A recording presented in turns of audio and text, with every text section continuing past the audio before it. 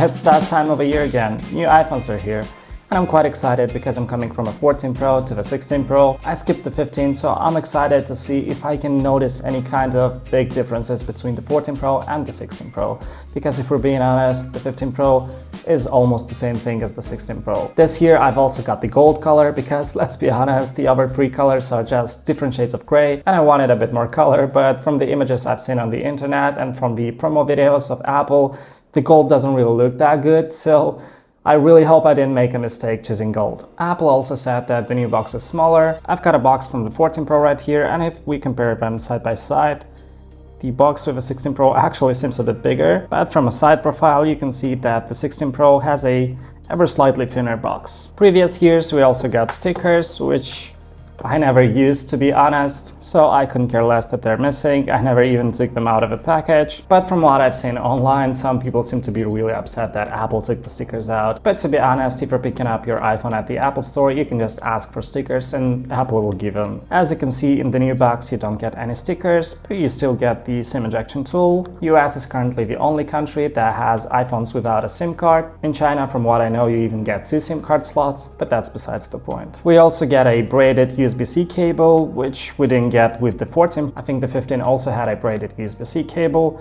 but coming from a 14 Pro, this is quite nice, and I'm happy to finally have USB-C on my iPhone. Let's put the box aside and take a look at the phone. And to be honest, I'm quite happy that I got the gold one. I don't know if you can see on that camera because that's a 14 Pro filming in cinematic mode right now, so I'm not sure if the colors are right. I will try to show it on the main camera if I can get it to focus. Sometimes it looks rose gold, sometimes it looks gold, sometimes it looks grayish, it really depends on the light. But the titanium frame sure does look good. It doesn't look that good in pictures and videos from what I've seen on the internet, but in real life it sure does look really expensive. I'm definitely happy that I got the gold one. I really didn't want to get a silver one. This year we also get a new button, which Apple calls the camera control button, although I'm not quite sure how I feel about it. I also think it's placed a bit too high because if you're gonna film in landscape, you're going to be blocking half of your display with your fingers just to reach it. And if you're doing that, you're barely reaching the button. And it also seems that it's not going to be easy to shoot in portrait with this button. So I don't really know what to think about this button yet. I'm going to have to test it. So after I finish filming this video, I'm going to drive to some places and test the camera out, also test the button and see what I think about it. So if you don't want to miss that, make sure to subscribe. Other than that, I really like the design of a new iPhone, and compared to my 14 Pro, which I'm currently filming on, so I can't really compare,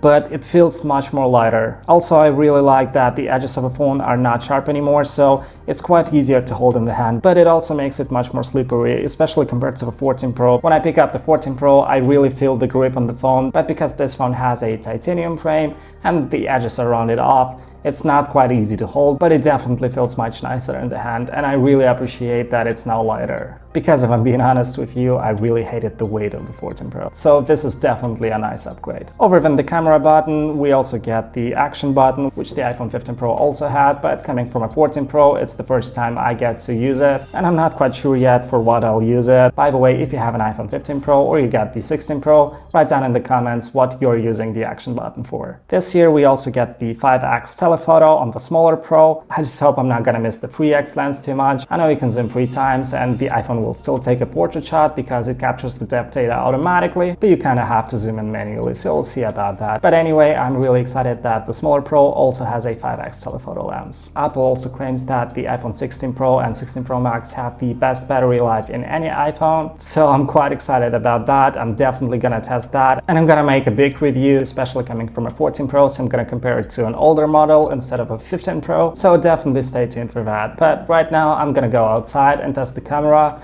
and the next video will be about that. So thanks for watching, and hopefully I'm gonna see you in the next one.